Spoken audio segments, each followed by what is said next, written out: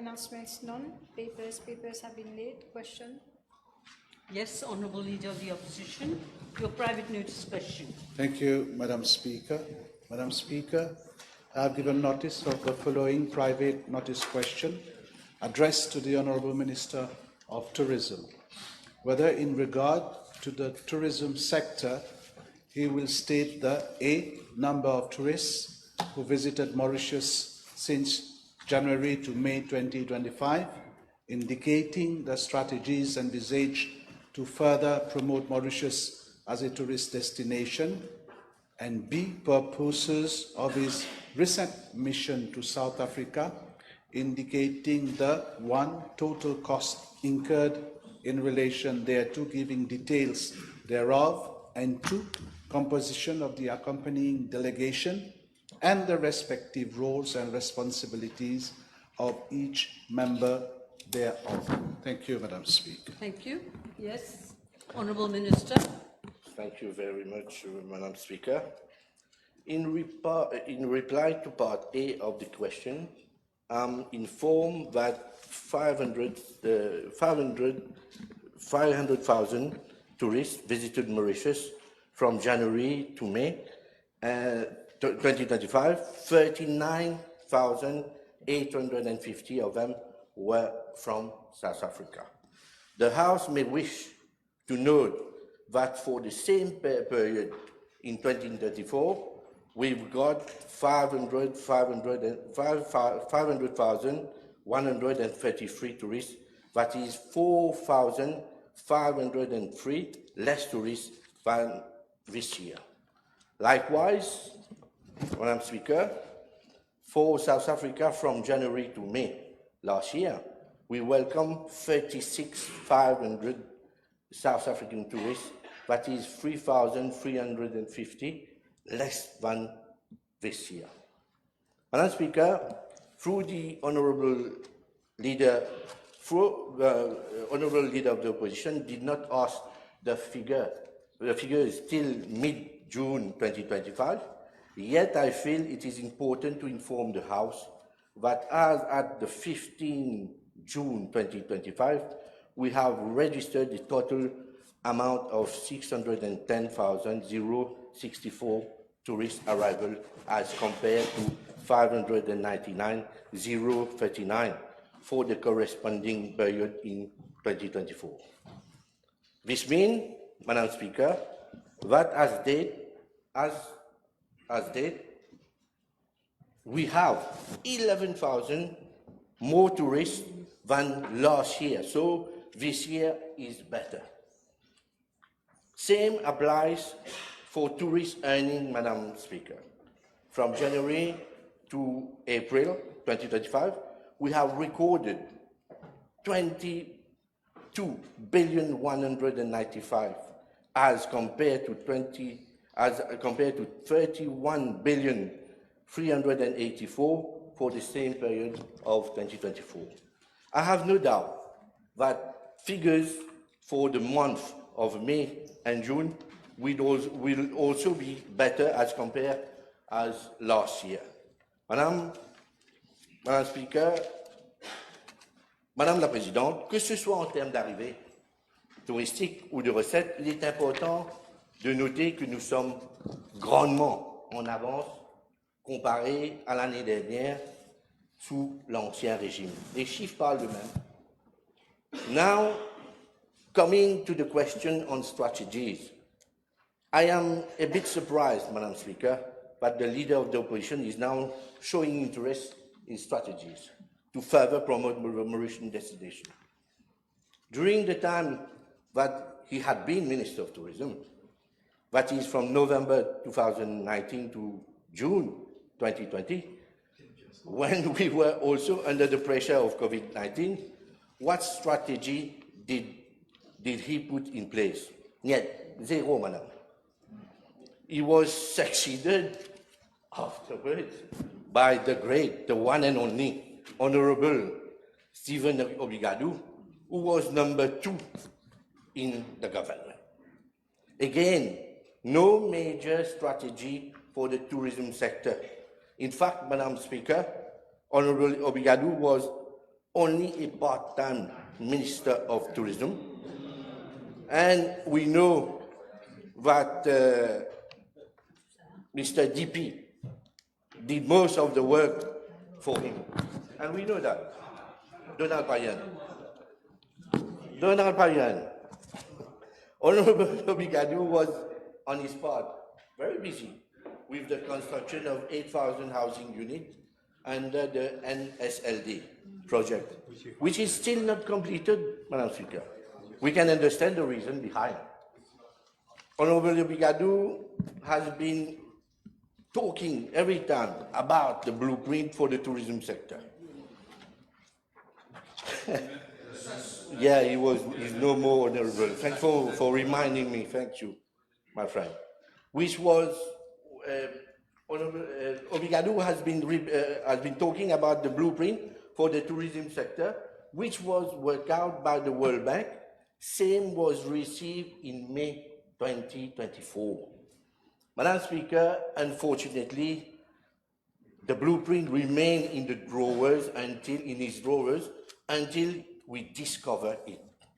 Maintenant, laissez-moi vous étaler la liste du triste bilan de l'ancien ministre. Il n'avait pas le temps de venir à s'occuper de son ministère, le ministère du Tourisme.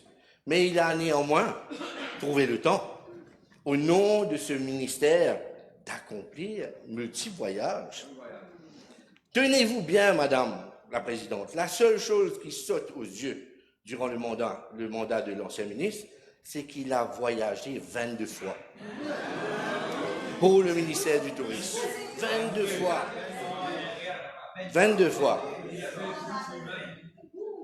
Et ces déplacements ont coûté plus de 7 millions d'euros, excluant les coûts associés de la délégation.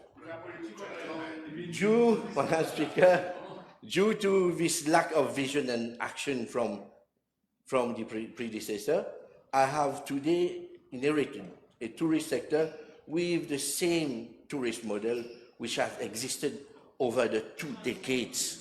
The same branding which is here for more than 10 years. Absolutely no innovation in terms of offering of our destination, and no campaign for the last 2 years. Apart from wild parties, of course, madam. Stag parties. In addition, our tourist attractions are in poor state. Madam Speaker, that is not the end of it. The list is so exhaustive that we prefer not to enter in the details par respect envers le leader de l'opposition. C'est ce gouvernement, Madame la Présidente, qui est venu avec des nouvelles stratégies pour redynamiser ce secteur. Comme on a été mandaté par le budget 2025-2026, nous allons revenir sur le document préparé par la Banque mondiale en consultation avec nos différents partenaires et venir avec un nouveau blueprint. Nous allons aussi venir avec une stratégie de haute saison pour toute l'année, afin de s'assurer d'avoir un nombre soutenu de visiteurs. Nous allons aussi cibler davantage un tourisme de revenus élevés. Comme l'a bien précisé le Premier ministre et ministre des Finances dans le budget 2025-2026. Nous avons déjà eu aussi des discussions avec des compagnies aériennes sur l'extension de notre connectivité aérienne. Le gouvernement va aussi moderniser les infrastructures portuaires, comme annoncé par le Premier ministre et le ministre des Finances, ce qui permettra aux paquebots d'accoster pour lui. 4,5 millions ont été budgétés pour développer un tourisme durable, entre autres. And as regard, Madam Speaker, to part B of the question, I indeed attended a roadshow that was organized by the MTPA in South Africa cities, mainly Durban, Johannesburg, and Cape Town, from the 14th to the 14th to the 16th, 2025. Madam Speaker, I wish to highlight that this was my first and only mission since my appointment as Minister of Tourism, and also it is not the first time that a Minister of Tourism participates in a show. That show, Madam Speaker, aimed at reconnecting with South Africa travel agents to secure their interest and engagement in Mauritius as a tourist destination. I wish to point out, Madam Speaker, tourist arrival from South Africa, which is just next door, have been declined from 2019 onward. We want to reverse that trend and to get back to the same level of 2018, which reached a peak of 128,000 or even do better. The roadshow, Madam Speaker, was an ideal opportunity to identify the various challenges being faced in that market, and which were continually raised by tour operators to come up with joint action to boost arrival, not only on our existing South African market, but also from new provinces, which has not been exploited till now. For example, the region of Hermanus, Constantia, and Legaman. One important difficulty that was raised by the tour operators from South Africa is that the previous government did not reopen connectivity with Durban after COVID. This route is very important, Madam Speaker, for the huge number of devotees who travel to Mauritius from Durban for the pilgrimage of Mahashivratri. They now have to connect through Johannesburg, which makes their travel time consuming more difficult and costly. We are now looking into how to address the problem. As for the total cost of my participation to the very important and significant roadshow, which saw the participation of more than 500 persons, Madam Speaker, it is amounted to 259,800. This includes the cost of my air ticket. Madam Speaker, I now let the whole population judge and draw their own conclusion what I spent as compared to my predecessor. And regarding the composition of my delegation, as the Honourable Leader of the Opposition wants to call it, Madam Speaker, I was accompanied by Ms.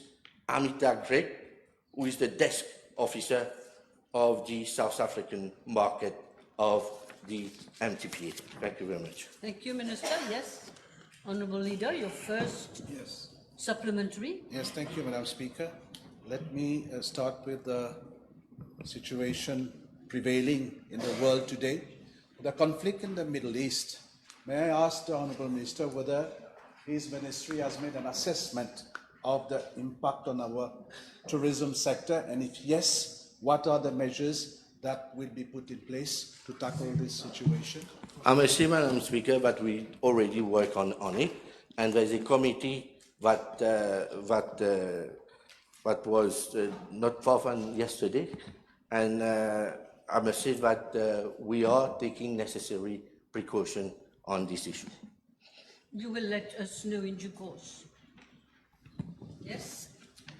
Can the Honourable Minister inform the House whether, with regard to the conflict in the Middle East, he has already met with the stakeholders of the sector to find ways and means to address this situation, whether there has been a meeting with the stakeholders?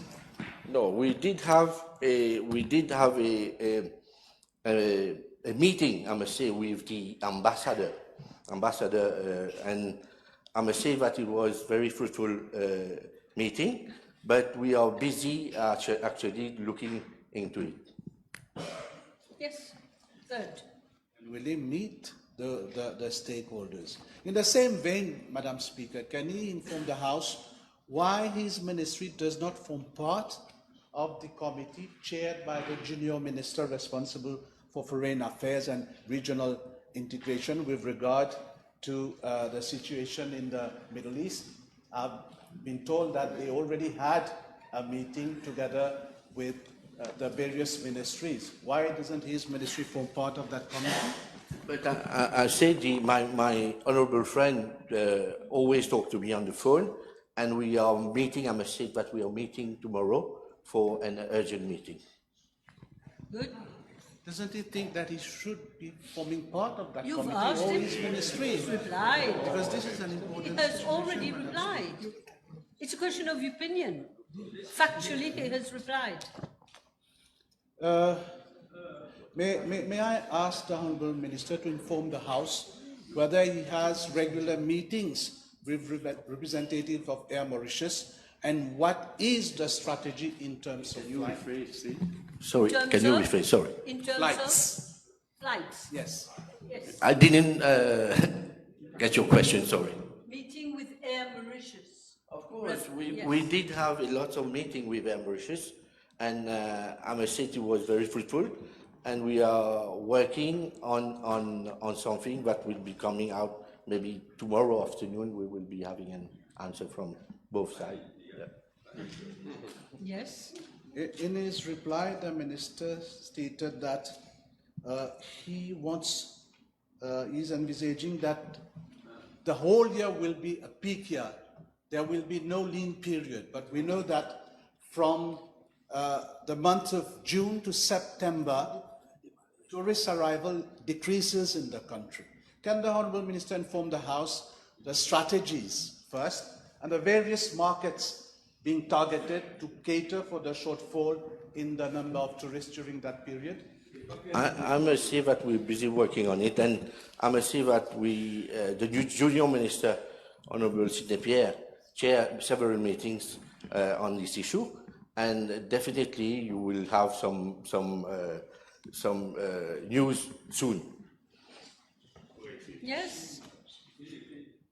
May I ask the Honourable Minister whether he will give due consideration to relaunch our campaigns towards Chinese tourists? And if not, why not? Yes, Minister. I must say it's a very complex market, but the only problem that we got on the Chinese market is connectivity. We are having a big problem of connectivity. As you know, Mauritius is no more going to China, and we are busy negotiating with some airlines, actually. Okay.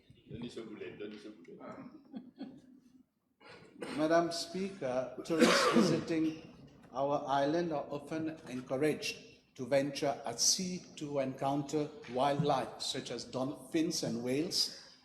You will agree, Honourable Minister, that during these visits at sea, it disturbs the natural habitat of those mammals. May I ask the Honourable Minister whether he has taken stock of the situation and what does he intend to do?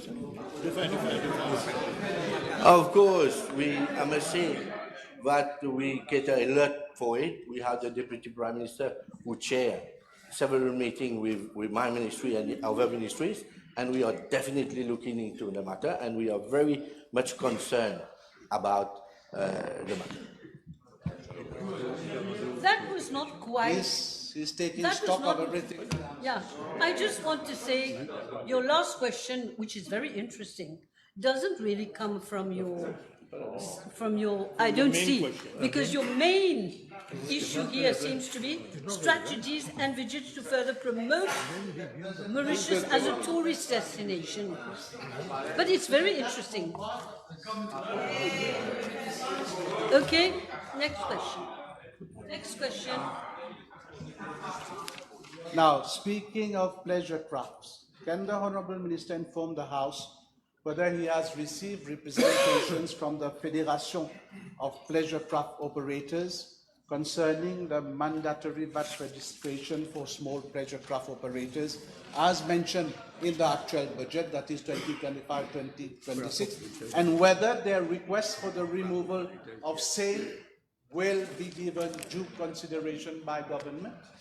But I must say too that I had a phone call from the people, from the operators, and I couldn't, unfortunately, meet them. I was meant to have a meeting with them yesterday at 5 o'clock, but unfortunately, because of Parliament, but we are scheduled to have a meeting by tomorrow or Saturday. Yes. Don't go too far away from your main question, which is Madam Speaker, this is a PNQ, Madam Speaker. Mauritius has reduced its frequency on several destinations, for example, the UK, India. May I ask the Honourable Minister whether there are negotiations with other carriers to increase air flight capacity to these countries? Of course, Madam Speaker, as you know what happened to Air Mauritius by the previous regime, what they did. Well, we are still looking for two aircraft till now. We don't know where are the aircraft, but definitely we're looking at our connectivity, and this is the main issue because there's a lot of flights that people are looking, especially direct flights. Fini. Madam Speaker, may I ask the Honourable Minister whether he has also received representations of interference from third party in the affairs of his ministry?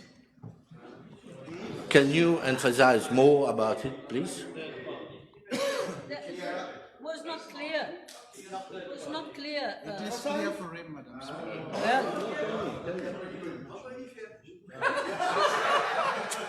that was not very parliamentary.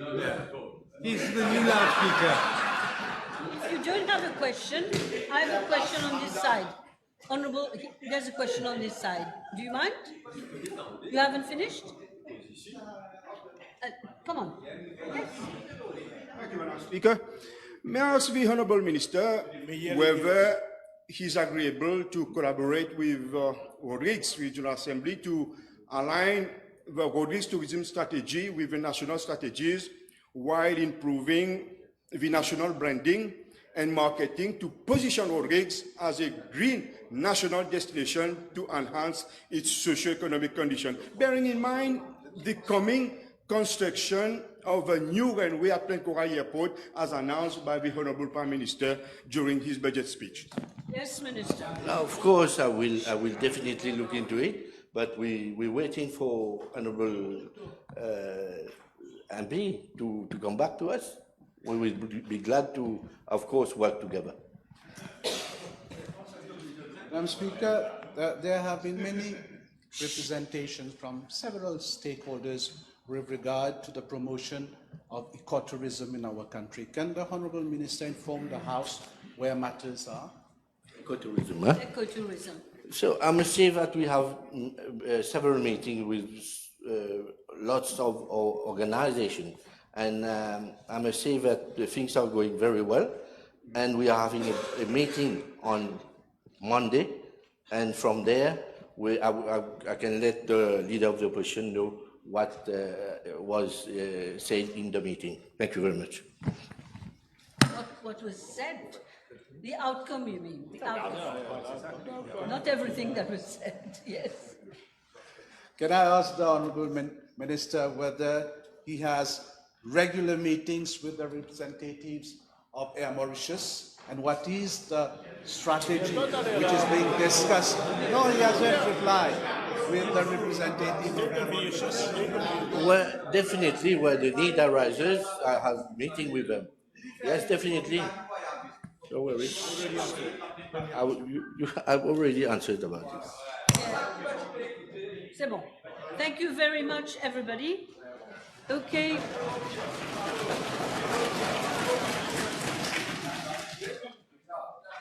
Motion.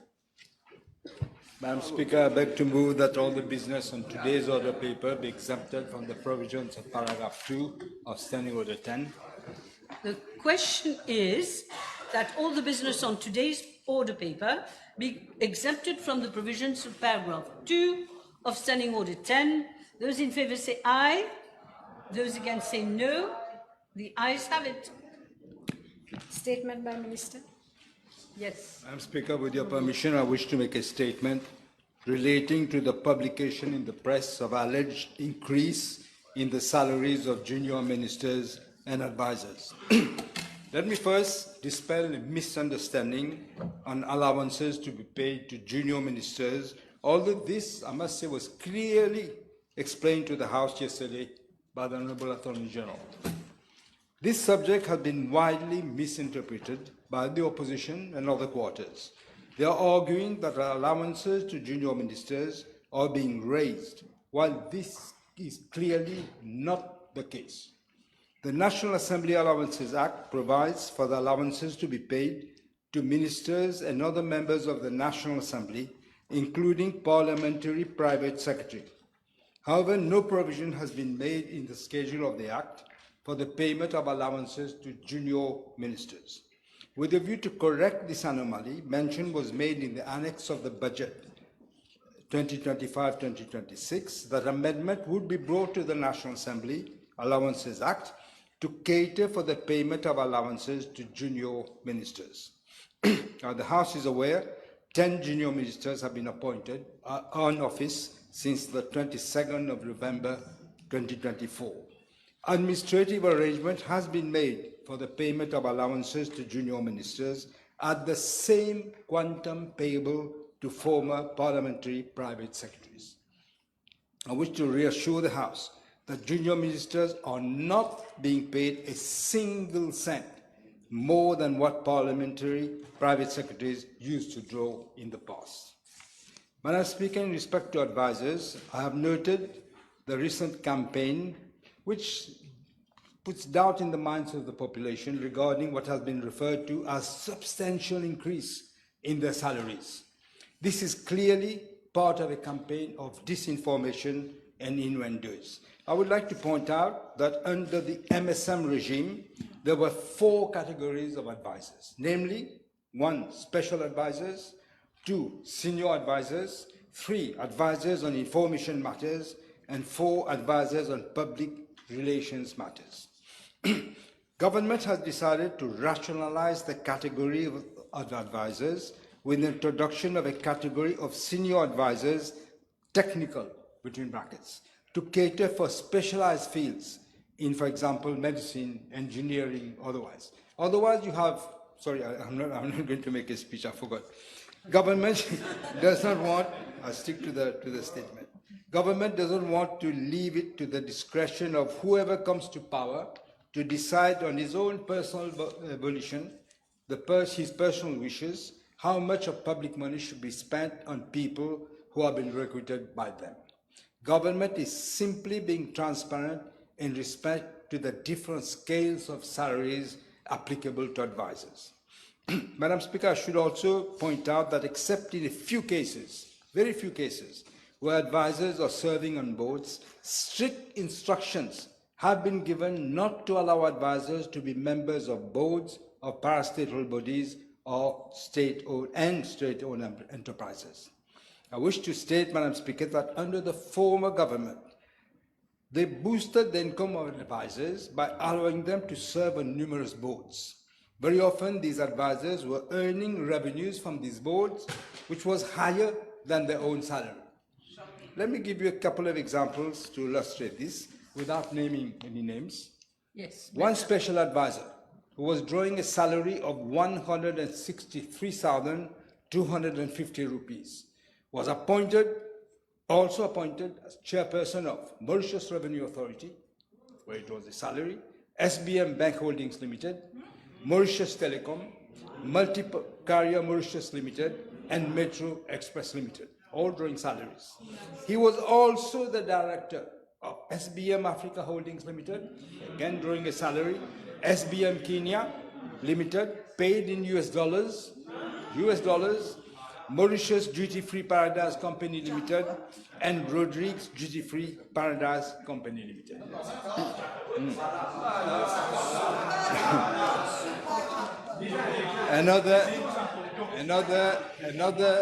I'm just giving a few examples, couple of examples. Another special advisor, drawing 132,000 rupees per month and 20,000 rupees of extra duty allowance as chairperson of Airports of Mauritius Company Limited, Airport Terminal Company Operations Limited, and Mauritius Duty Free Paradise Company Limited.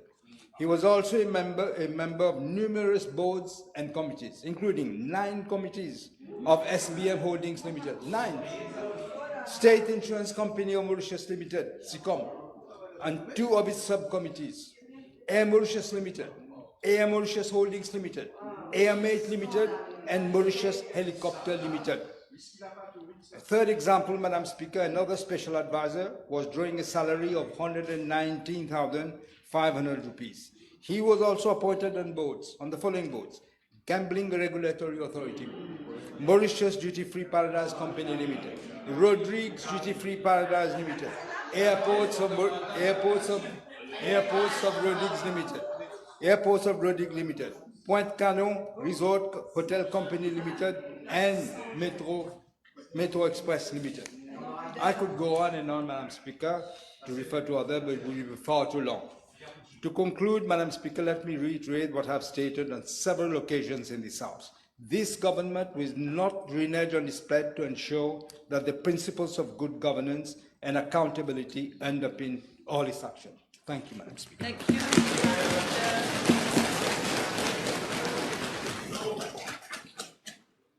Big second reading. Yes, Honourable Minister of Tourism. Yes, je vous remercie, Madame la Présidente. C'est mon premier discours en tant que ministre sur les débats budgétaires. L'année 2025-2026 n'est pas des plus populaires, certes, mais c'est avec fierté que je viens le défendre. Car c'est un budget courageux, héroïque même, avec des mesures attendues depuis des décennies. Nous sommes face à un paysage en ruine. L'État a fait naufrage. Cette phrase, prononcée par le Premier ministre et ministre des Finances le 5 juin dernier, reste aggravée dans nos mémoires. Elle résume, en somme, au désastre laissé par le gouvernement MSM. Une image me vient à l'esprit, celle de Simba, le roi lion, revenant chez lui après des années d'exil, forcé de constater un spectacle de désolation et d'obscurité. La méchanceté, la petitesse, la gourmandise du MSM. Les malhonnêtes avaient décimé le pays.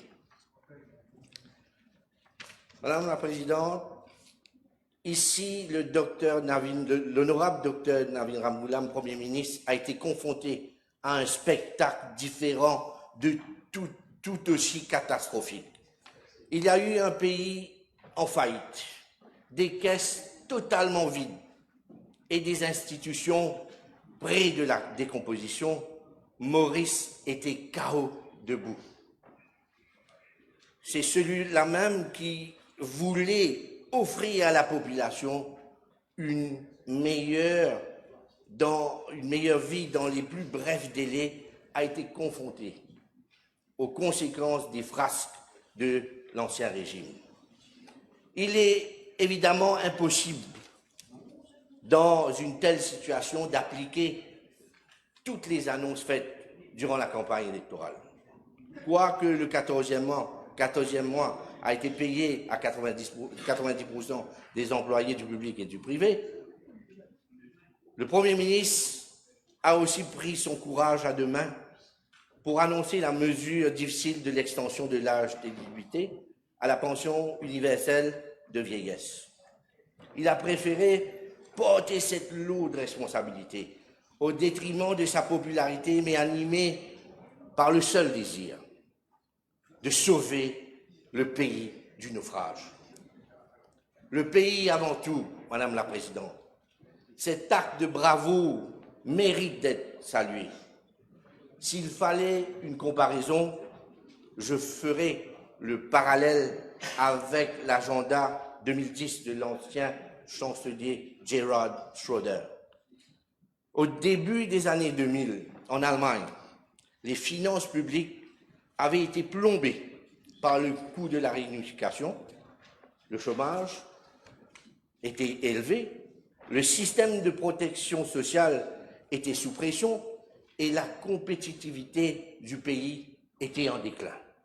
Les réformes sous l'agenda 2010 consistaient à réduire les allocations de chômage, rendre flexible le marché du travail et réformer le système de santé et de retraite.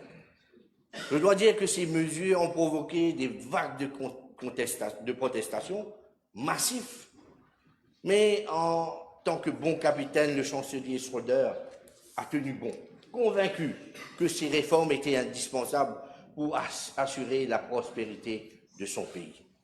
Schröder a payé cher pour sa réforme, mais aujourd'hui, le monde entier loue l'agenda 2010 pour avoir permis à l'Allemagne de redevenir un géant économique et d'avoir une économie qui a résisté à la crise financière, n'oublions pas, de 2008, et d'être le moteur économique de l'Europe. Il faut reconnaître, Madame la Présidente, que le courage des leaders qui choisissent de regarder au-delà des sondages et de la satisfaction immédiate. Le docteur David Ramgoulam, le Premier ministre de ce pays, l'honorable, et de cette trempe, la trempe des héros, Madame la Présidente. D'autres orateurs l'ont dit avant moi. Aucun gouvernement ne choisit sciemment d'être impopulaire. Aucun gouvernement ne prend plaisir à venir avec des décisions qui affectent le quotidien de ses citoyens. Aucun gouvernement n'introduit la nouvelle taxe ou augmente celles qui sont déjà existantes sur un coup de tête ou avec légèreté. Enfin, aucun gouvernement n'abolit ou réduit une allocation de gaieté de cœur. Mais en revanche, Madame la Présidente, il y a certes des choses inimaginables que nous avons vu un gouvernement faire ici, dans ce beau pays. Nous avons vu les membres d'un gouvernement profiter allègrement de la pandémie, de la Covid, pour faire des affaires dans le dos du petit peuple. Nous avons vu un gouvernement et son ministre des Finances littéralement braquer la Banque de Maurice, Open Day Robbery, afin de faire main basse sur les réserves et distribuer généreusement à leurs copains et leurs mignons. Nous avons vu un gouvernement distribuer des allocations comme on lançait du pain à l'époque dans les arènes romaines. Madame la Présidente, n'étant pas, selon votre expression, aussi beau parleur que mon ami, le ministre de l'Énergie,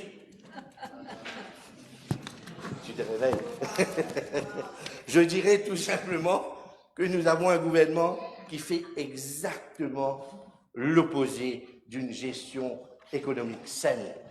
Justement, Madame la Présidente, c'est sur cette mauvaise gouvernance qui fait que l'urgence économique a pris le pas sur la popularité à Maurice.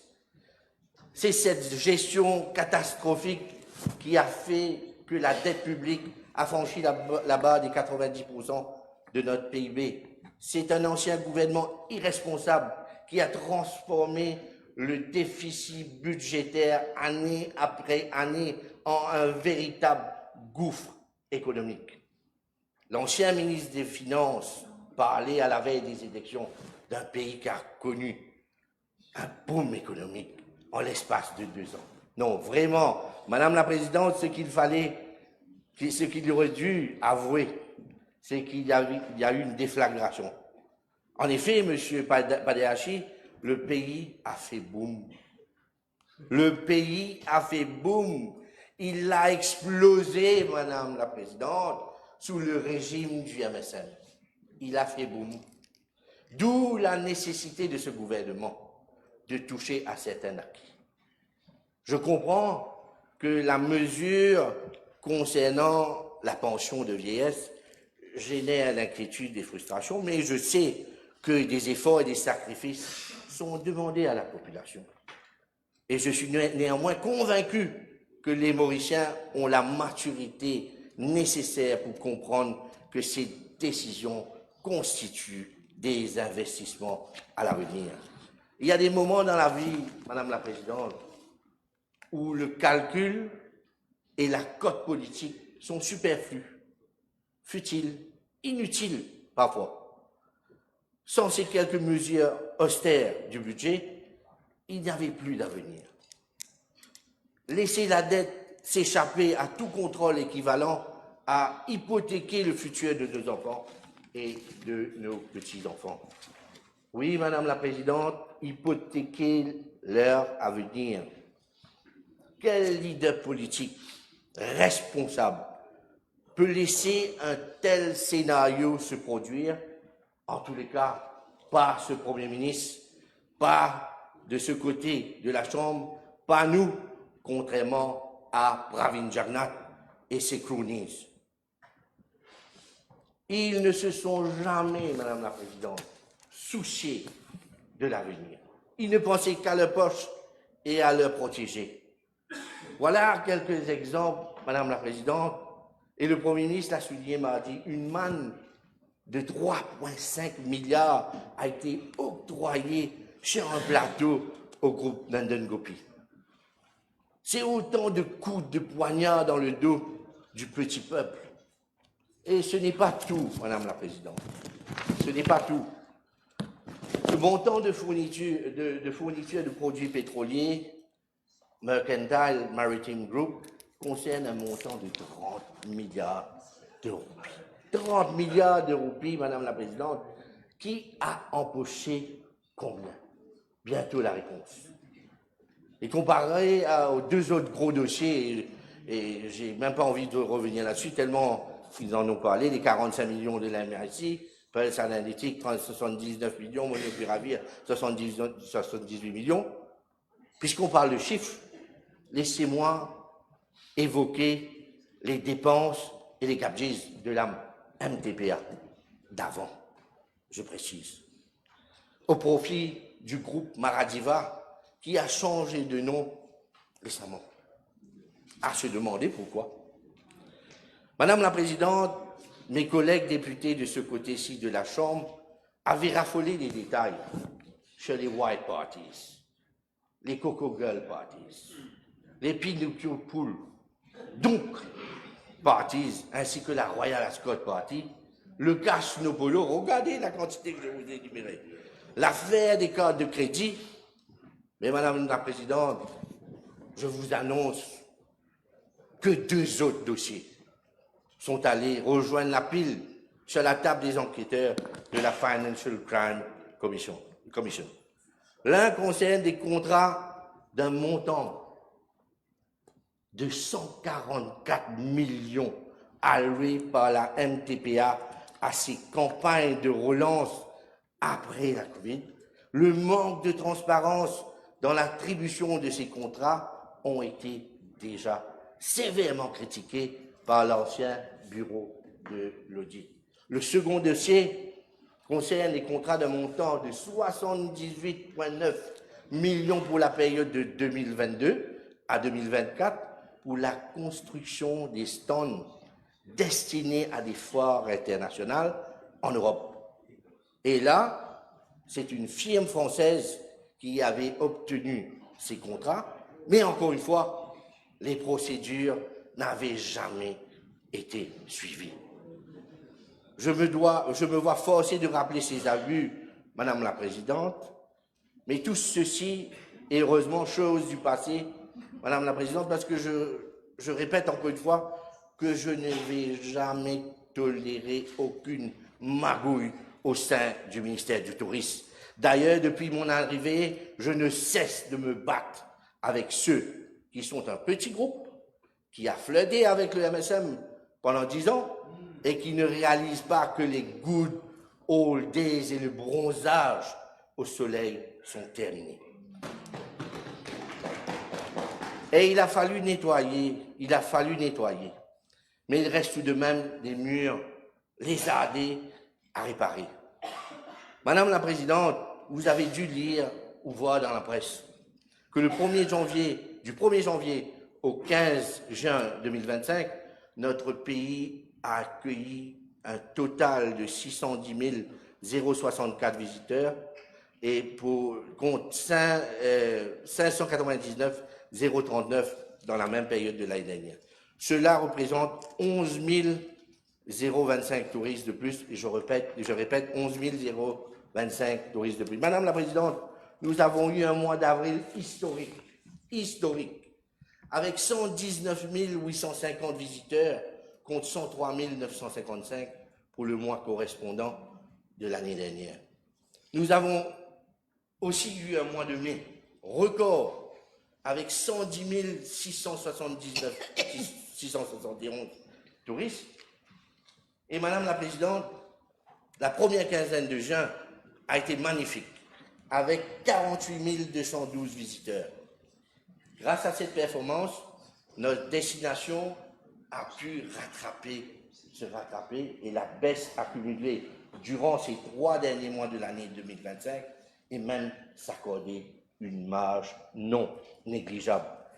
En ce qui des recettes touristiques, nous avons déjà rattrapé notre retard. Depuis le mois d'avril, nous sommes à 32 milliards 195 pour les 4 premiers mois. Une croissance de 5% est attendue pour le secteur touristique de cette année et nous souhaitons de tout cœur dépasser la barre des 100 milliards en termes de recettes cette année. Mais je rappelle que ce secteur est dynamique. Il a évolué en fonction de plusieurs facteurs, notamment géopolitiques. Il n'y a donc jamais de certitude dans le domaine du tourisme. Le Proche-Orient vient encore une fois s'enflammer. Monsieur l'honorable, leader d'opposition ou pas? Oui. Je parle pour lui là. Le Proche-Orient, c'est ça que je vous ai pas répondu tout à l'heure. Le Proche-Orient vient encore de s'enflammer. Nous devons être réalistes. Nous avons été épargnés. Maurice sera définitivement impacté par le Proche-Orient d'une façon ou d'une autre, aussi bien directement ou indirectement, Madame la Présidente. Mais pour l'instant, les chiffres concernant les arrivées et les recettes sont bons, encourageants pour l'avenir. Pourtant, Madame la Présidente, les critiques ont été nombreuses à mon encontre. J'ai eu droit aux articles de mauvaise foi, au vernis lancé des réseaux sociaux de certains frustrés. Jamais seulement, si en d'autres temps, sous d'autres cieux, j'aurais été chèrement pendu haut et court, ou alors envoyé au buffet. Mais les chiffres parlent d'eux-mêmes, Madame la Présidente. On accusait le ministre du Tourisme de déclin, de tout, je m'en passe. Mais en ciblant sans relâche le ministre, certains ne réalisent pas qu'ils sont en train de faire du mal à l'industrie du tourisme. Mais Madame la Présidente, je vais décevoir bien des personnes. Ni le déclin des 3 premiers mois, ni le rebond des 2 mois et demi suivants ne sont attribuables à mon équipe. En fait, plusieurs facteurs pourraient expliquer la baisse dans les arrivées du premier trimestre. D'abord, il y a le fait que durant la deuxième partie de l'année 2024, la MTPA était trop occupée à agir comme vache à lait pour Maradiva et Ton Georges. Trop focus. Trop focus pour Maradiva et Ton Georges. Vous faire correct.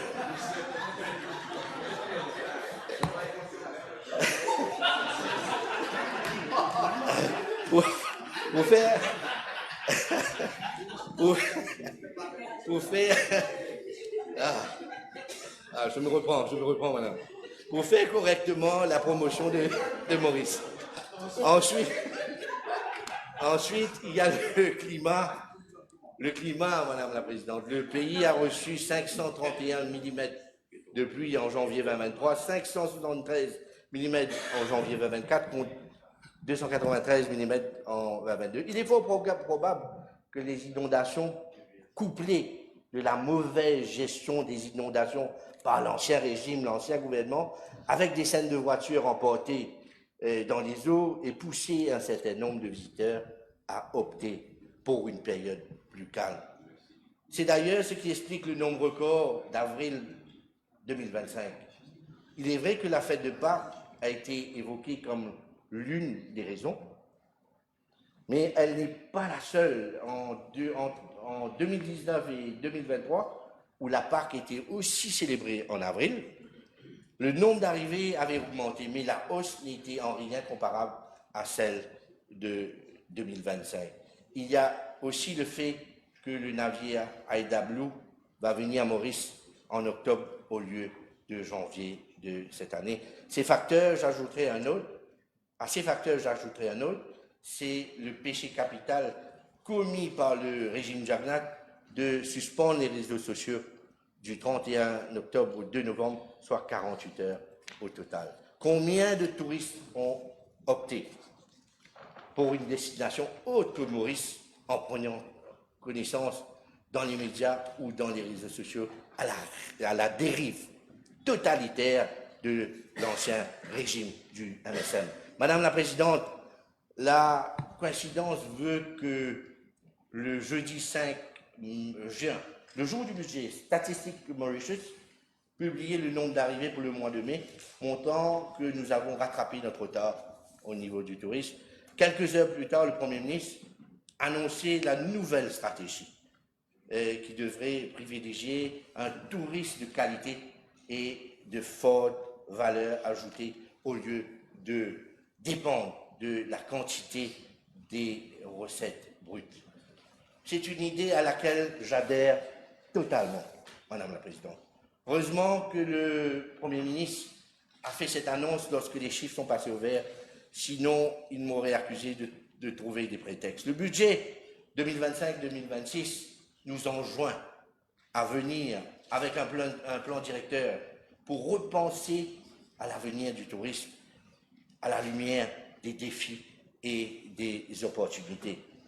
Ce que nous ferons, Madame la Présidente, j'ai dit dans mon discours sur les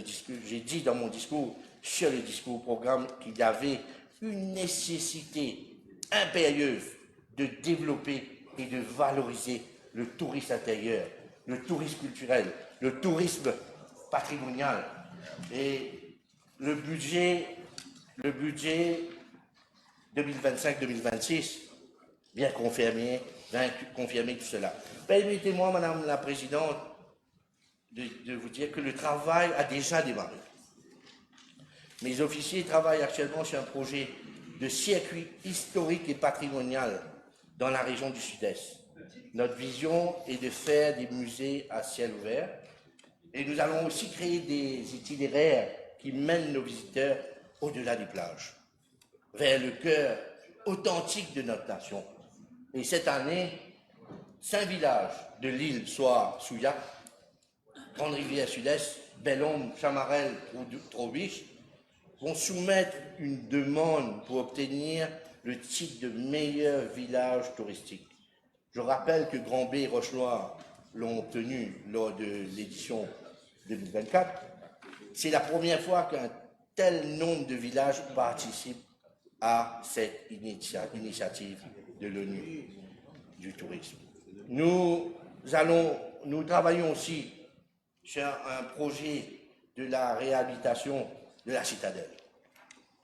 Ce lieu historique fréquente pas moins de 1 millier de personnes chaque jour et est appelé à devenir une sorte de musée à ciel ouvert, mais aussi un lieu où l'artisanat local et tout ce qui est made in Mauritius, made in Maurice, règneront en maître.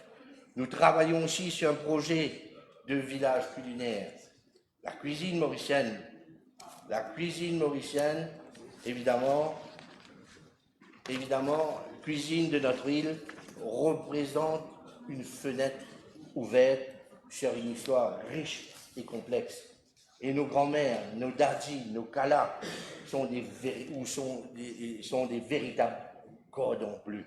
Nous allons aussi investir dans la signalétique culturelle, la restauration de nos sites historiques, de la formation et de nos guides et de l'art de conter nos histoires. Madame la Présidente, nous allons faire découvrir la richesse de nos forêts, de nos montagnes, de nos plaines fertiles et de nos villages pittoresques. Nous allons aussi emmener le visiteur à s'immerger dans la vie locale, à rencontrer nos agriculteurs et à goûter à l'authenticité mauricienne. C'est un tourisme durable qui encourage la préservation de nos écosystèmes fragiles et qui offre de nouvelles perspectives économiques à des régions parfois oubliées du développement touristique. Et en fait, nous allons mettre, Madame la Présidente, de l'avant une autre façon de l'âme mauricienne. Et ce plan directeur sera préparé en collaboration avec des partenaires, mais aussi avec la Banque mondiale qui a effectué un travail dans ce sens déjà.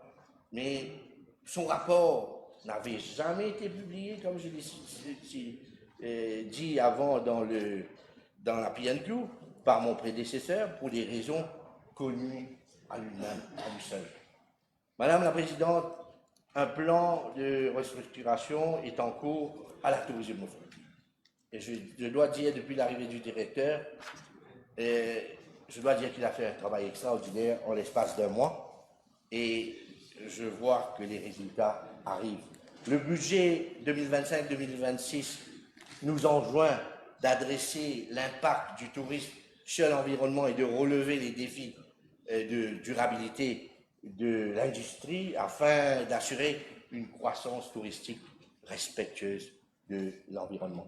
C'est dans cette optique, Madame la Présidente, que la Tourism Authority va venir avec les nouveaux règlements concernant deux activités appréciées par les touristes qu'il m'a parlé, que je ne voulais pas plutôt dire parce que c'était déjà dans mon discours, la nage avec les dauphins et l'observation des baleines. C'est un dossier suivi de près par le Deputy Prime Minister, l'honorable Paul Béranger, qui a présidé plusieurs réunions à ce sujet. Et d'ailleurs, je tiens à le remercier pour nous avoir fait profiter de sa riche expérience. Et je lui dis merci encore une fois. Et le pays, de l'autre côté, est aussi en bonne voie pour décrocher la certification de Green Destination d'ici 2030, ce qui, évidemment, va renforcer notre image en tant que pays écologique et destination éco-consciente. De plus, la Tourism Authority va intensifier les programmes de formation afin d'inciter les opérateurs touristiques à adopter des meilleures pratiques durables. Madame la Présidente, je ne peux m'empêcher d'évoquer 3 mesures du budget qui me réjouissent au plus haut point. J'avais évoqué ces 2 sujets lors de mon intervention sur le discours programme.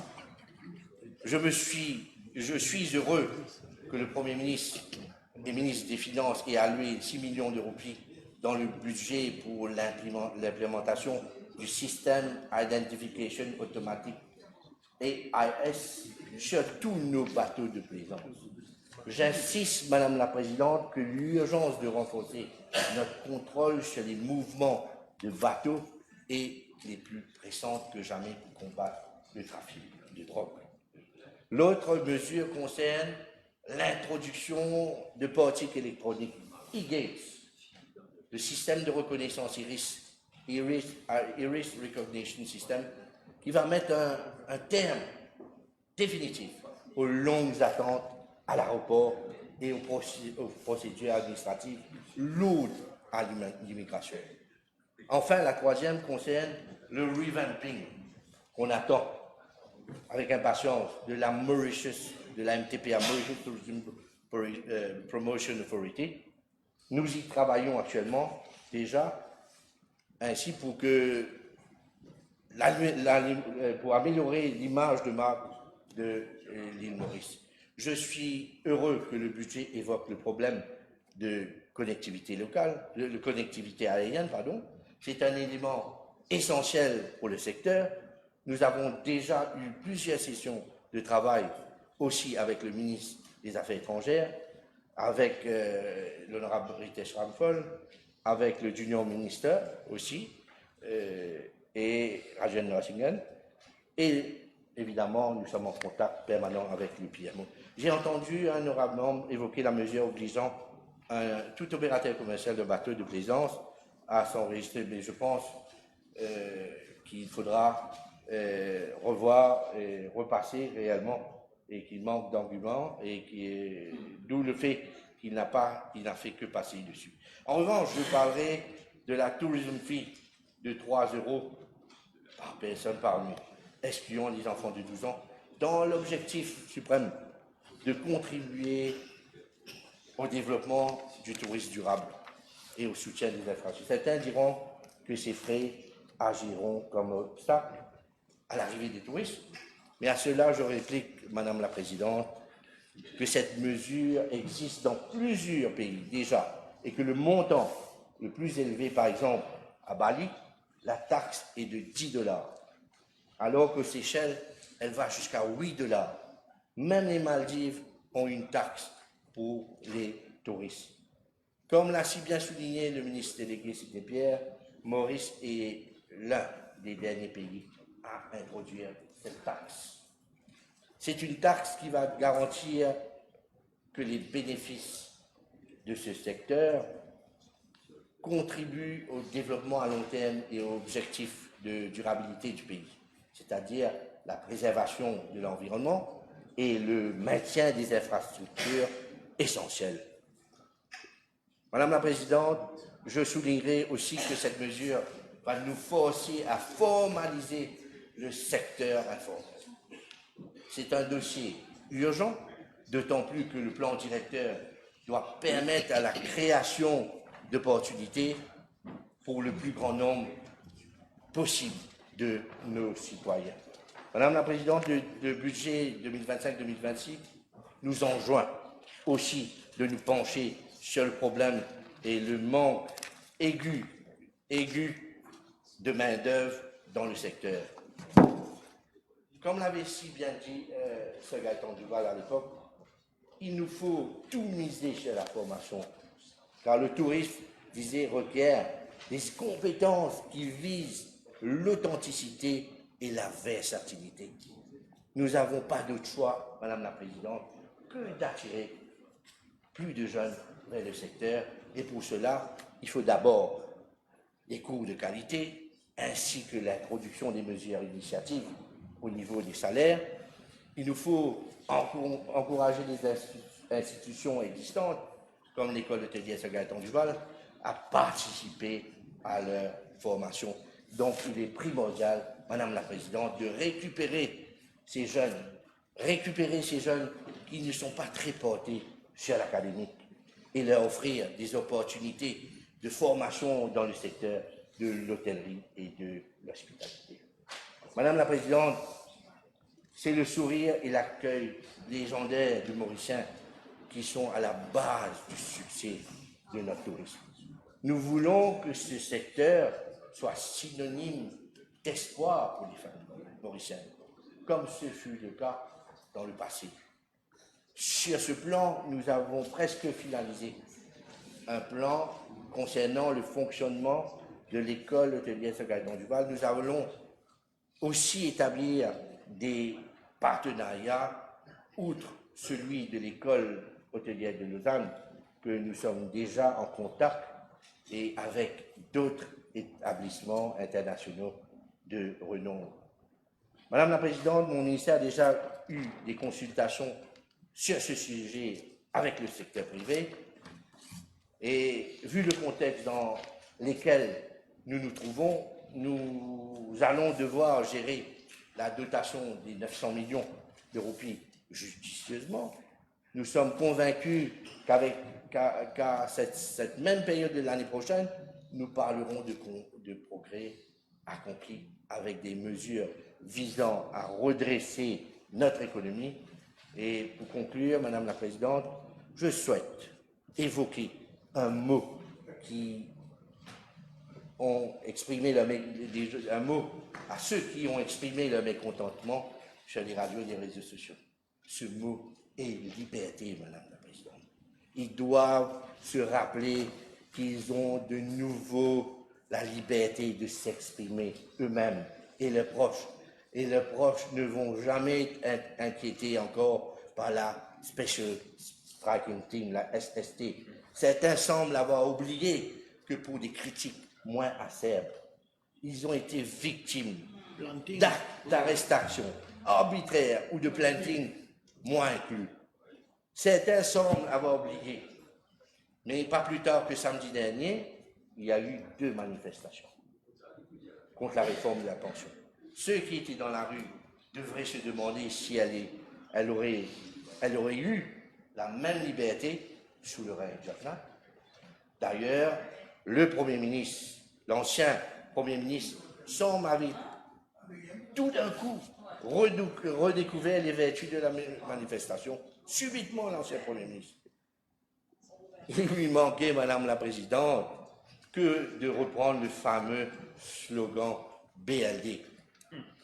Madame la Présidente, quand le MSM suspend les réseaux sociaux et les critiques sous le gouvernement Ramgoulam, la rue ne peut se mobiliser et gronder sans risque de représailles. Ce gouvernement a même licencié un directeur qui a refusé d'accorder l'autorisation du champ de Mars pour une manifestation organisée par ceux qui s'opposent à sa propre réforme. Avez-vous déjà vu un autre chef du gouvernement, Madame la Présidente, autre que l'honorable Premier ministre Dr David Ramgoulam, faire preuve d'autant de sagesse et de fair play? Il est cependant malheureux de noter que les mêmes manifestants, victimes de la dérive autocratique de l'ancien régime, flirtent avec leurs anciens bourreaux dans la rue. Côte à côte, Madame la Présidente. Aujourd'hui, nous sommes le 24 juin, Madame la Présidente. 25 juin, pardon. C'était hier que je suis supposé parler. Ces mêmes personnes viendront un jour remercier le docteur David Ramgoulam. La population a aussi tendance à oublier un peu vite qu'il y a eu le drame de Wakasho, les abus durant la Covid-19, les décès des patients dialysés, la mort suspecte de Kisten et de Kanakia, et je m'en passe, Madame la Présidente. Et moi, je dirais à la population, ayez confiance en l'honorable docteur David Ramgoulam, Premier ministre, qui, avec le soutien du vice-premier ministre, Paul Béranger, sera mener le pays à bon port. Et je dis, Madame la Présidente, que l'honorable docteur David Ramgoulam, Premier ministre, ne s'est pas soucié de sa gloire personnelle. Les mesures difficiles qu'il a prises en tant que ministre des Finances le prouvent amplement. C'est pour ça que je dis, et je terminerai en rappelant que le monde déteste le changement, mais que c'est pourtant la première chose qui lui a permis de progresser, et tout changement difficile au début est compliqué au milieu, mais magnifique à la fin. Heureusement que l'histoire a bonne mémoire. Merci, Madame la Présidente. Merci. Merci, Monsieur le Ministre. Vous avez fait coup double aujourd'hui. Monsieur le Ministre de la Santé. Madam Speaker, since my young days, I was taught that there are always 2 courses of action in life. there are two ways open to man. One is the good way, the right way, and the other is a pleasant way. Both have different objectives. Both ways approach a man. But the wise man, he chooses the good path, the righteous path, and reject the pleasant one. Both paths are wide open to man. Both comes to us. Both are at our disposal. Nectar and poison, both are kept in 2 cups before us. Drink whichever you want. The glamour of poison kept in a beautiful cup is more attractive than the nectar. All that glitters is not gold, goes the saying. But the foolish, the opportunist, and those who have mean and hungry looks, they accept the pleasant way. They cannot withstand the temptation. This is exactly what the MSM regime had done in the ignorance and lust for power. They accepted the pleasant way, the easy-going life, and in so doing, they have dragged our country toward the slippery slope of financial and economic destruction and ruin. They have mortgaged the future of our children. The right path is sharp and narrow at the edge of a razor. But the present government and the leadership of the Prime Minister and the Deputy Prime Minister has taken the rightful path.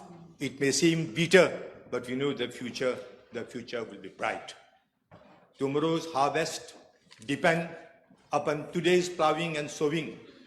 But if for fear of bad weather, we do not plow and sow today, we will have no harvest tomorrow. This is exactly they have done. They were static, they were stagnant, and they were swimming dans la mare de corruption et népotisme. There is a saying, he slept beneath the moon, he basked in the sun, he led a life of going to do, and he died without doing none. This is what they have done. The case of the previous government, only talking and no action, and this is what has happened to our country. They have been plucking the fruits without watering the plant. And you know what happens if you only pluck the fruits, you don't water the plant. They were milking the cow, they were not feeding the cow, and the end result has been disastrous today for their entire community. They have dried up everything, they have finished everything, and they have the guts and courage to come in front of the public, and they are trying to tarnish the image of the government. Truth is bitter, truth is naked, and public will come to know tomorrow what was the truth. They have completely destroyed the economy of this country. Those crooks who were steeped in ignorance and arrogance do not know the future, the history of this country. Our ancestors had done a lot for the country. We are proud of their achievements. They disapproved the great predictions of great economic laureate James Meade, who predicted that the future of Mauritius would be doomed. We will have a gloomy future. It is no denying the fact that the father of the nation, Sir Shiv Sagar, had the vision and the foresight to bring Mauritius on the forefront of the world. We say bravo to him. We bow before the work that great man had done to prove even economists of those days wrong. Even the Nobel Prize winner, V.S. Naipaul, described Mauritius as an overcrowded barracoon in 1971. He was also proved wrong. The credit goes to our ancestors because they got their education from the school of suffering. We taught them the formula: strive, struggle, sweat, and succeed. And we have succeeded in making a modern Mauritius today. Free education and welfare state led to unprecedented progress. We became the poster child of development. We were known as the star and key of the Indian Ocean. The spirit of belonging and patriotism was entrenched in our culture of unity in diversity, anekta mein ekta. That is unity in diversity. That is a characteristic of our nation. Unfortunately, all that we had achieved crumbled down like packet of cards in the last 10 years. The sanctity of our key institutions were desecrated, defiled, and defamed. From the hallmark of democracy, we were reduced to the status of autocracy and dictatorship.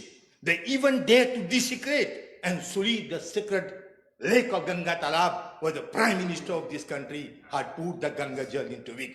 where Shivsagar, Ramgulam toiled and moiled to keep that place a sacred place. A former minister was engaged in stack party with wine-wells women at a time when the country was reeling under the distress of confinement following the COVID-19 pandemic. And these people have the guts to come in front of the public and they are criticizing the work that is being done, that is government. It's a shame for them. The reign of terror, the reign of terror and political vendetta crippled the health of this nation. It created economic and social havoc. Anyone who dared to raise his head were persecuted and even detained in jail. Hundreds of innocent citizens under provisional arrest. I was under provisional arrest. Our Prime Minister was under provisional arrest. That was the darkest period in Mauritian history. In the history of Mauritius, the greatest number of political charges as political opponents were during the reign of PNQ and Lady Macbeth. Everybody knows. Never in the history of Mauritius had never known so many provisional arrests. Every day, starting from the morning till late at night, they were catching people, putting them behind the bars just because you had the guts, the courage to raise a voice against those people. They had stooped so low that even Holy Virgin Mary was not spared. A former commissioner of police made improper remarks and attacked a particular community. Immorality, corruption and nepotism, large-scale frauds reached its peak. I'm not saying so. The then Prime Minister, Praveen Jagannath, he made a honest admission. He made a honest admission when he said, I'm quoting him, mafia has infiltrated all key institutions of this country. He said so. And of course, if this is not an avowal of failure, of state capture and kitchen politics, what do you call it? The destiny of our lovely, great little country, as Mrs. Gandhi used to say, the great little country was under the whims and caprices of a Lady Macbeth who was controlling all levels of power. Power corrupts, and absolute power corrupts, absolutely. Power blinded them to such an extent that they didn't hesitate to drag a former Prime Minister from his house by his collar and brought him before Central CID to Kazan Central on frivolous charges. And all these charges were dismissed by the court. I remember, I have to speak it out. When the Prime Minister of India visited Mauritius in 2015, there was a delegation comprising of the president of the party, Dr. Arvind Bolel, Sakil, myself, we met him. And I don't hesitate to say, I asked him a question, that when you became the Prime Minister, what was the first action you did? He smiled. I replied that you went to the former Prime Minister, you bowed down, you touched his feet. But that had not been the case in our country. Our Prime Minister took handcuffs and moved out of the house of our former Prime Minister. That makes a whole difference. He did not say anything, he stayed put. I still remember, but he realized what I was telling. Mauritius was so, this makes a whole difference. Here we are treated as enemies. They treat their adversaries as adversaries, not as enemies. Mauritius was brandished as narco state and the drug mafia who reigned in all impunity. Government de Nulame was a phrase coined in the time of MSM. Can you forget how Franklin, the notorious drug peddler, was benefiting from occult protectors from higher quarters? Can you forget that? Have you forgotten that tractor pole full of drugs worth millions of rupees passed under the note of the Prime Minister and the Commissioner of Police during an official function as a harbour? Even have you forgotten all this? The MSM government precipitated, rushed to blame COVID-19 pandemic to justify the economic woes of the country. And taking this as a pretext, they printed 180 billion of rupees. This is the worst thing that somebody could have done. That is, the country were reeling under the grip of problem, of disease. At that particular moment, they took their opportunity just to start printing money. In 2019, they took 19 billion rupees from the Reserve Bank of Mauritius to finance electoral promises of raising the basic retirement pension. COVID-19 came as a manna from heaven for the cronies of MSM. Loot, mar. As much as you can loot, you can try to take as much as you can. A series of emergency procurement contracts were forked out to coping of ministers. Even the Bank of Mauritius, the State Trading Corporation, became piggy bank for those holding power or those close to corridors of power. Abuse of power and misuse of public funds became the mantra of the day. Madam Speaker, dozens of murders and kidnapping. Can we forget also? Corruption was there, fraud was there. What about murders within inverted comma? Dozens of murders and kidnapping took place during that time. The former government, they had blood in their hands. Shakespeare to Lady Macbeth, who have said, all the perfumes of Arabia will not sweeten my little hands. That was the situation in the country. Our memory is not short, but it is not so short that we can forget the cold-blooded murder of Krishna and of Karakia. Strange and terrific news, like procurement officer threw herself from 10th floor building. One committed suicide by hanging under the lavabo, another by hanging with door of cupboard against the knob of the cupboard. Calamity went on and on and on. Everybody remained silent. Nobody could open their mouths.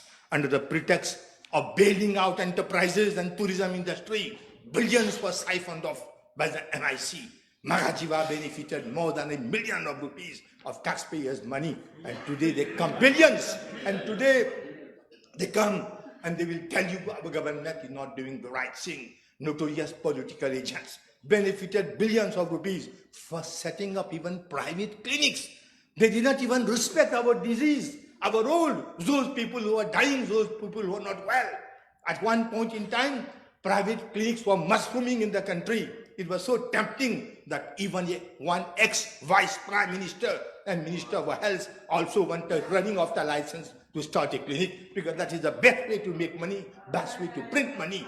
Can people stoop so low as to play with the health of the nation? The message is clear.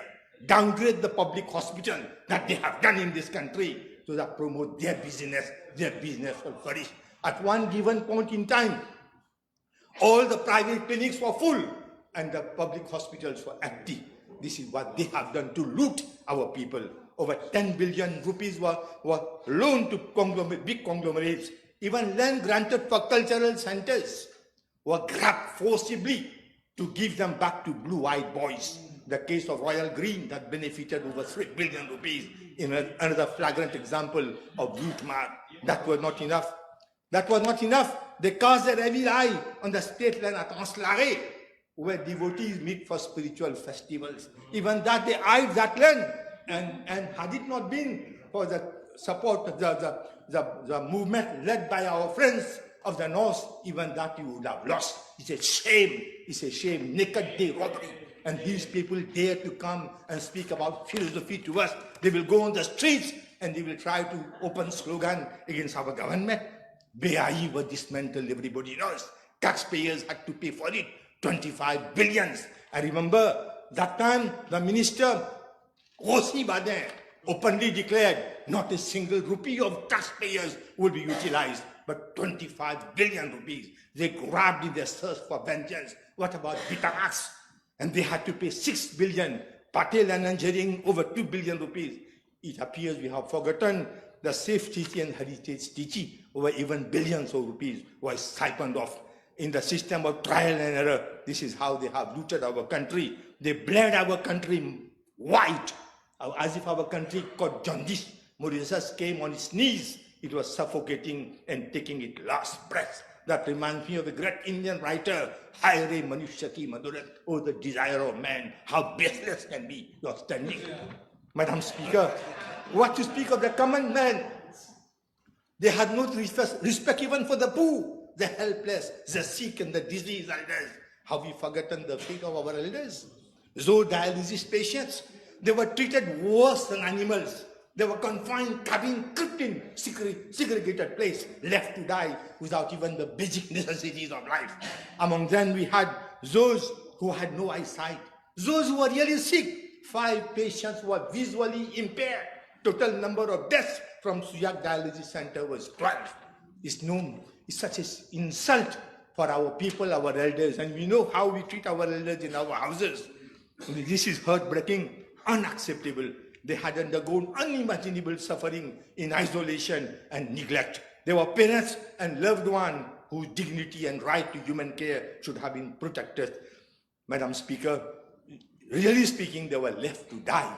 And luckily, our government, under the leadership of the Prime Minister, we have opened up investigations on that, and those who are guilty should be paid at any cost. The ex-Prime Minister qualified the report on the state of the economy as a torsion.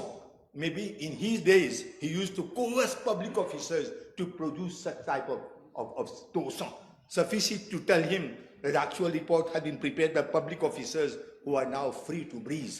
They can breathe, they can discuss, they can talk, they can move, they can do whatever they want within the limits of the law. Why did they overstate the budgeted income by 26 billion? I was listening, and understate the expenditure by 15.5. Why did they do that? They must know the reason. We do not need to be an economist to detect that this government was cooking the books and cooking the population at the same time. To make matters worse, they overstated the GDP by 73.8 billion rupees. They were living in fool's paradise and wanted population to believe that all is well. During electoral campaign, MSM was speaking of economic boon. It is they who prepared the country to be downgraded. It is they who put the country in a trajectory of narco state. It is they who isolated our country internationally. I remember when Navin Ramgoolam was the Prime Minister, what was the status of our country? You go to Africa, everybody speaks about Mauritius. You go to any part of the world, but these buffoons, they had isolated the country. They dilapidated all reserves and fund of our parastatal bodies. There was a time in this country, I have been minister for almost 20 years, I know, each and every parastatal body used to have, I don't say billions, but millions of rupees in the coffers.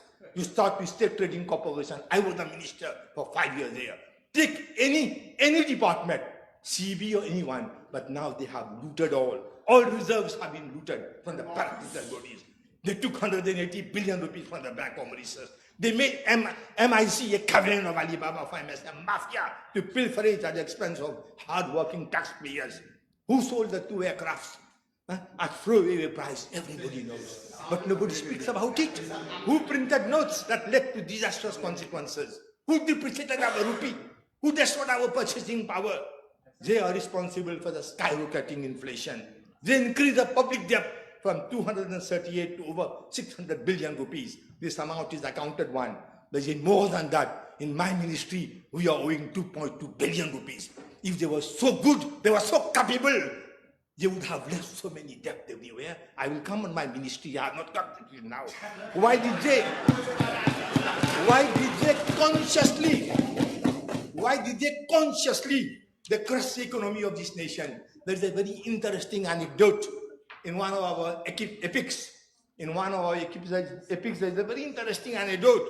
When Lord Krishna asks the foolish Duryodhana, the evil-minded man, don't you think what you're doing is wrong? Why are you doing that? My Lord, I know what is wrong and what is right, but I simply don't want to do right. So this was the situation there. As Shakespeare would have said, steeped in blood, should I made no more, returning what RTGS has to go over. I'm already in blood. What is the fun of returning back? Let me go ahead. This is what they did. Looted and looted the country day and night.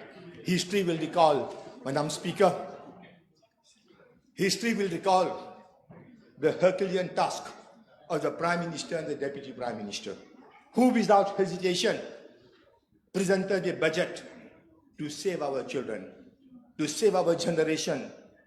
They had the courage of conviction. They have superb values and they have self-respect. They did not cheat anybody. They did not deceive anybody. They speak nothing but the truth. They may look firm. At times, when they were talking about the budget, they look firm, but they are friendly. They appear tough, but they are tender towards the population. They are courageous, but they are compassionate. They believe in innovation. They don't believe in stagnation. This budget is not about goodies. This budget is not about buying people for vicious and malicious motives. This budget is a life-saving medicine for all Mauritians. for our children and our future. We are passing through turbulent times, and turbulent times give us incredible opportunities to come up. I always used to quote one of my teachers that in all adversities there is in its depths, in all adversities there is in its depths a treasure of spiritual blessing secretly hidden. I believe in that. This government is giving you a stable currency, is controlling inflation, is creating confidence in the country, in public administration, confidence in the Mauritian rupee and Mauritian economy. You know, many people, they hide in themselves when the going get rough. They live in the comfort zone, but the wise are those, they eat their fear before the fear can eat them. And I say, thank you, Prime Minister, you have done it for us. Let us inform the House, and through the House to the nation at large, how the former government, the late government, treated Ministry of Health and Public Health System, Ministry of Health. The public health system was on the verge of bankruptcy. There was a total collapse everywhere. There was lawlessness everywhere. When we took over, there was hardly, Madam Speaker, any penny was left to be spent on essential services such as procurement of medicines, maintenance and repair, among others. The House is aware of the state of the economy, but let me inform you about the state of the health system in this country. What I had observed, neither my pen nor my tongue can describe. I had been minister for many years. I have known victories and defeats. I had known ups and downs, pleasure and pain, but I have never seen a ministry financially naked, bankrupt, down to its knees. Unbelievable, unbelievable. Wherever you look, there was nothing but unpaid bills, bills and bills. Coffers were not only empty, but there was an outstanding debt to the tune of 2.2 billion rupees they had left.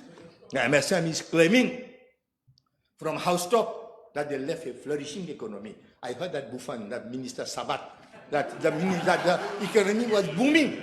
This is what is the meaning of booming, keeping a debt of 2.2 billion rupees. I asked, then why are workers of all grades of health, drivers, healthcare assistants, attendants, medical, paramedical staff, doctors, not paid their duly earned overtime for so many months? Why were suppliers of car batteries, maintenance companies, petrol stations, laundry services not paid their services for their services? They had not paid a single cent. Is it not a fact? Is it not true? The supplier of fuel had threatened to stop supply of fuel except for ambulances. The country had gone to such a situation. Even the suppliers of other services had stopped their supply, with the result that all vehicles of ministry were not properly maintained, and many, including life-saving ambulances, were lying idle. Everyday suppliers and creditors were calling at the ministry to demand immediate settlement of their dues. They even shamed us overseas outside the country. Hospitals which had treated our patients, that is very important for the country to know. Hospitals abroad that had treated our patients had not been paid, and the sum of approximately 200 million had to be paid. They had not paid 200 million rupees. The report of National Audit Office mentions that pharmaceutical products to the tune of 72.5 million were disposed of as rubbish. We had to throw them out. And to add insult to injury, that is worse of it. The worst part of it, insulting part, they had not even paid their dues of over $20 million for COVID vaccine. The vaccines were not yet paid, and the then government had taken 2 rupees per liter of petrol in order to amass billions of rupees kept in their coffers. They did not even pay for COVID, the vaccine. Now we are paying. Now we are paying. Can we forget the Park and Blister saga? They had purchased 50 defective ventilators. They were never put to use. They were returned to the supplier. We had not even seen the ventilators. And they were returned. They're actually lying in the Freeport in their custody. And we are paying the rental for keeping those rubbish. We are paying it. So we have spent over 100 million rupees in that Park and Blisters. So whose fault is that? Ours or theirs?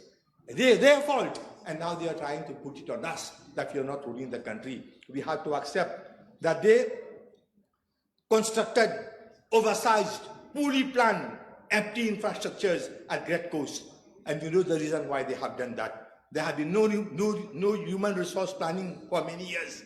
The result was 1,500 nurses, record officers, lab technicians, doctors and other paramedical staff in 10 years They had hardly recruited any one of them. That's why we are in such a situation today. We have to work, we can't still idle. Till the recruitment of staff, we have to encourage our staff to work for the country.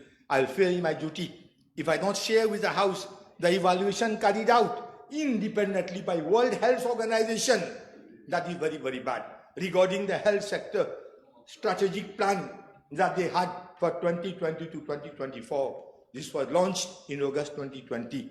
The overall target is so alarming and so catastrophic.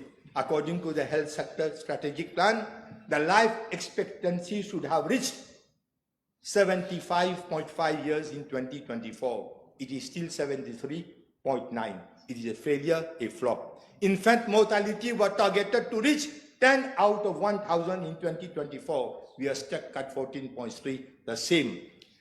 And the 5 years mortality target was targeted to reach 12 out of 1,000 in 2024. It is still 15.4.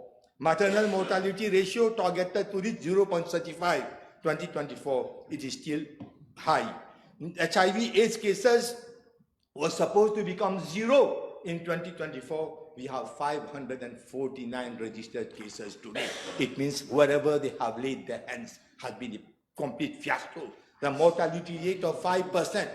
As far as non-communicable diseases are concerned, they wanted to bring it back to 5%. It is 13.5% increase in mortality rate. It was a big failure, catastrophic, shocking their plan. This is a real slap on the shameless cheek of those who were in power at that time. We eradicated malaria. We dealt with the outbreak of chikungunya as well as dengue, and we succeeded because we had a well-equipped staff. Unfortunately, over the 10 years, they had neglected and destroyed everything to such an extent that I have to announce to the House that dengue has now become an endemic in Mauritius. This is a direct result of criminal negligence on the part of Public Health Department. They have failed, 10 years were lost. The country was bleeding white.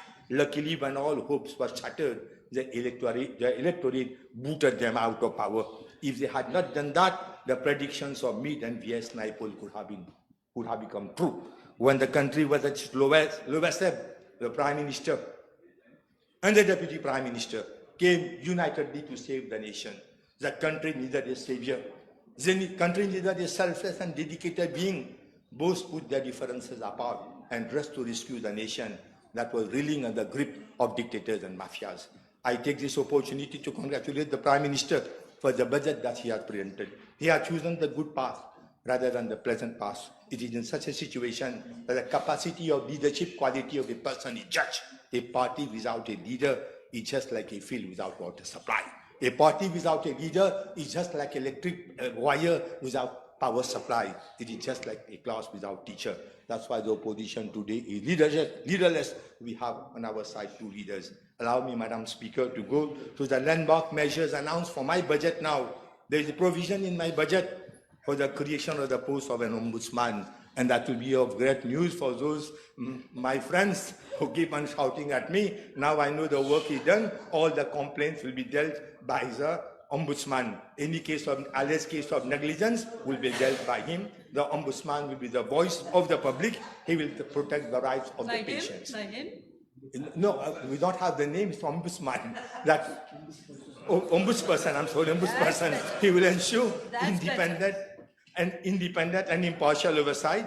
He will improve transparency and accountability. As far as monitoring of quality of healthcare is concerned, we are operating in a void.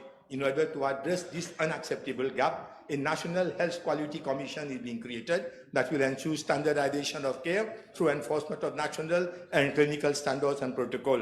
The Prime Minister, since long, has been talking about the importance of putting up managers, credible managers in all our big establishments, because the medical experts with no management experience, they cannot manage efficiently a healthcare institution. So this is being addressed, and it was he who insisted that 5 professional managers with suitable qualification experience will be recruited for the management of regional hospitals. So apart from the doctors, the directors of health will be having managers at the top. They are going to administer our hospital. Madam Speaker, day in, day out, most of the time, and that are my advisors, was spent in receiving calls from public and in addressing their problems. But now, and if you even keep on hearing people complaining on local radios, on social media, complaining about problems that they have encountered in our public health services. To solve the problem, a 24-hour hotline for public to address a complaint is being created so that the ministry might resolve them in the responsive and timely manner. I had working sessions with the World Health Organization for a new Public Health Act which dates back to 1925, which is archaic and primitive. Similarly, a new Pharmacy Act will be prepared in order to put an end to the unscrupulous practices prevailing actually in the service. I'm also planning to bring amendments to Food Act, Optical Council Act, Medical Council Act, and Private Health Institutions Act. The Food Act is being amended to enable on-site testing. That is, no need to take the food and bring in the laboratory for inspection. The inspectors will come on site, take the samples, and they will try to test it on the spot. And for that, 20 million rupees has already been earmarked. The trust fund for specialized medical care will be revamped. This government is promoting research and capacity building for clinical trials as a prerequisite to drive innovation in medical and health care. Other research projects such as non-communicable diseases and national SALT survey will follow. In that respect, a dedicated division of metabolic advanced cardiac imaging and research will be set up within the trust fund.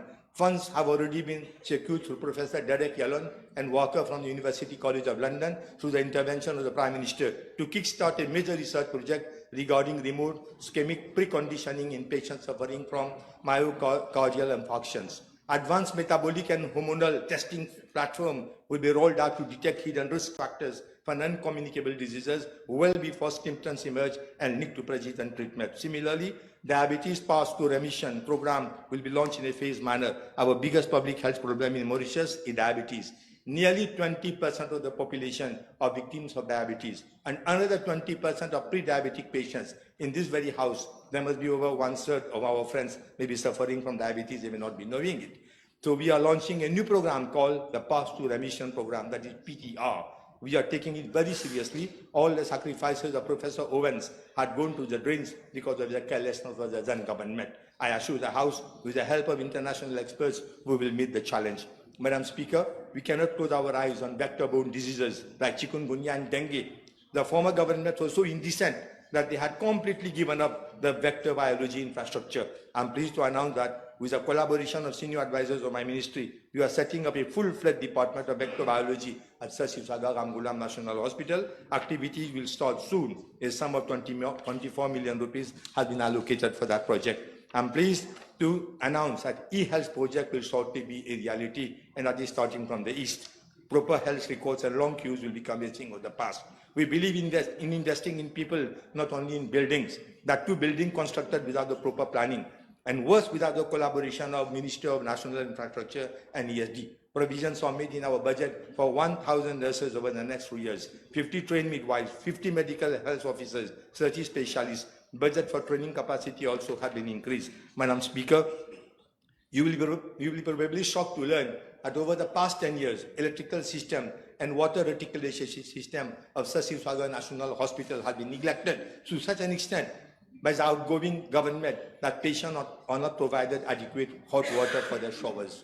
I would like to remind the House that works in that direction had already started in 2014, but for reasons known to them, the project was boycotted. Most of the wards do not have safety fire certificate because of neglected electrical system. Sir Sivsagar Ramgoolam Hospital and Victoria Hospital were criminally neglected.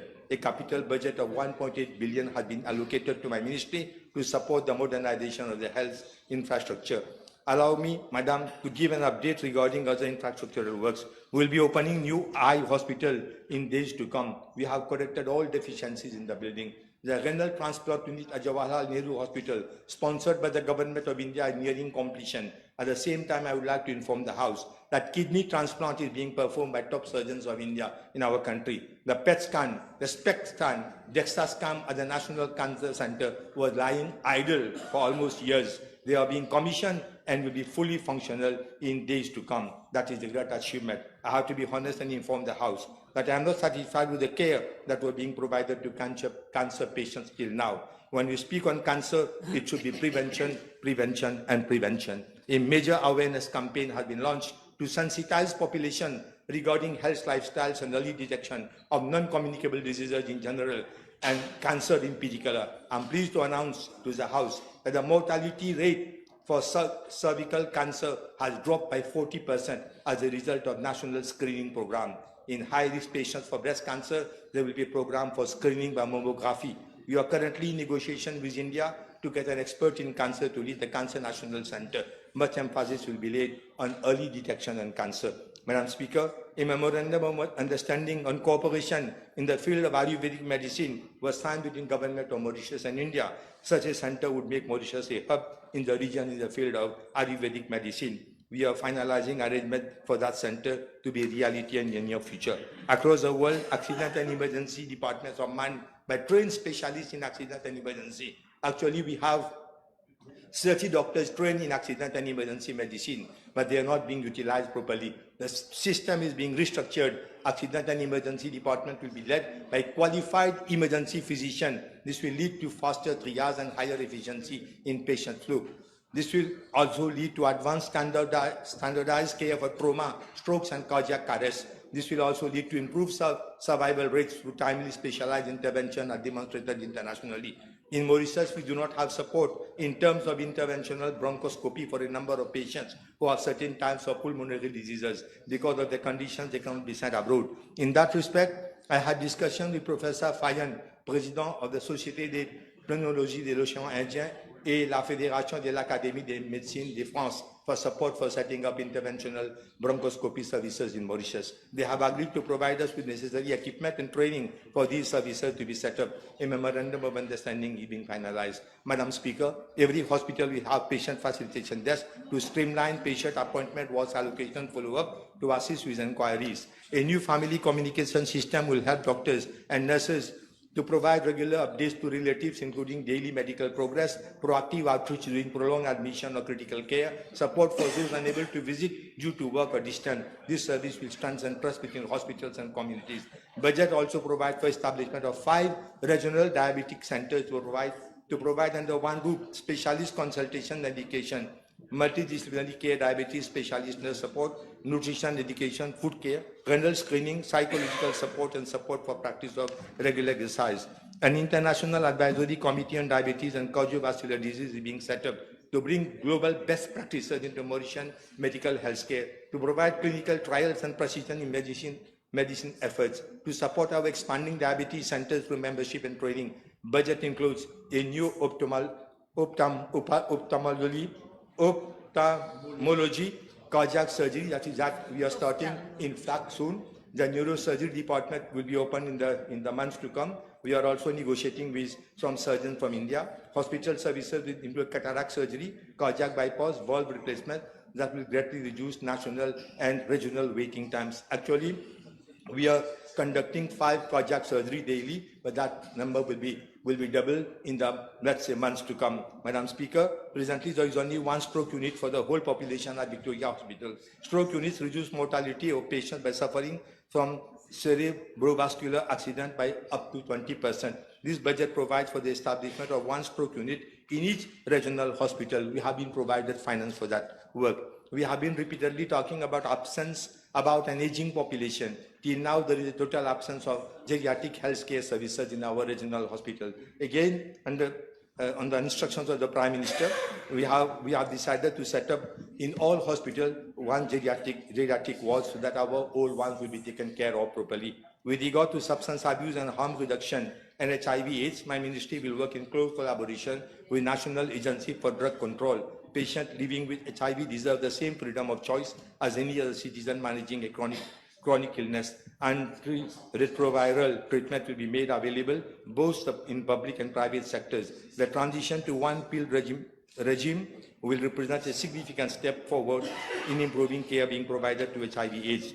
With regard to parallel imports of medicine, my ministry will form part of the high-level steering committee which is being set up to accelerate the parallel import framework. We will implement the recommendations of the committee. Madam Speaker, we have to take immediate steps to ensure spending of available fund is optimized. We will ensure that every rupee of taxpayers are judiciously spent. In that respect, we have discontinued the use of Culture ECG, AI ECG, a procedure unvalidated in Mauritian population and not in line with evidence-based medicine. This was introduced by the previous government. We have already saved the ministry millions of rupees. Pool procurement through G2G arrangement with India and through SIDS pool procurement program is being looked into to achieve faster and more cost-effective procurement of medical products. Minister, Madam Speaker? Are you concluding? Sir? I'm concluding. Okay. What you have heard, Mr. Minister, Madam Speaker, what you have heard is not a lofty wish. It is a comprehensive action plan for a healthier and more resilient Mauritius. We are transforming hospitals with professional leadership and special care, revolutionizing food safety and legislative frameworks, embedding safety through discharge summaries and clinical audits, protecting our future by targeting childhood obesity, improving patient experience through hotlines, facilitation desks, and family update. These reforms reflect a holistic vision, better health outcome, economic productivity, and resilience against future shock. Health is not a luxury. It is our formulation of national prosperity. This is our moment of national decision to act with courage, unity, foresight. We choose responsibility over populism, sustainability over short-termism, and the health of our people at the heartbeat of the nation. Let us endorse this budget with resilience, compassion, and pride for today and Mauritius tomorrow. In end, I conclude by thanking the Prime Minister and the Deputy Prime Minister who have been the brain, who have been the spring, the fountain of these decisions that have been taken for the welfare of the community. Thank you. Thank you. I suspend the sitting for half an hour.